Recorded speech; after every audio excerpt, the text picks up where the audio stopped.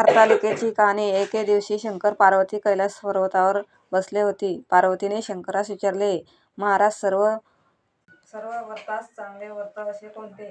श्रम थोडे, फळ मोठे, फळ पुष्कळ असे एखादे व्रत असेल तर मला सांगा, आणि मी कोणत्या पुण्याने आपले पदरी पडले हेही मला सांगा. हे घेतलेच तुझ्या.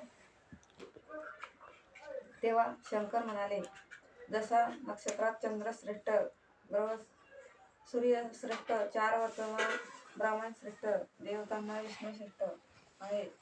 तुला सांगतो, तेच तू पूर्वजन्मी हिमालय पर्वतावर केलेस आणि त्याच पुण्याने तू मला प्राप्त झालीस. ते ऐकून हे व्रत भाद्रपद महिन्यातल्या पहिल्या तृतीयेला करावे.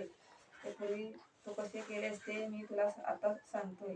तू लहानपणी मी तुला प्राप्त व्हावा म्हणून मोठे तप केलेस. 64 वर्ष झाडाची पिकली पाने खाऊन होतीस. थंडी, पाऊस, ऊन ही तिन्ही दुःखे सहन केलीस.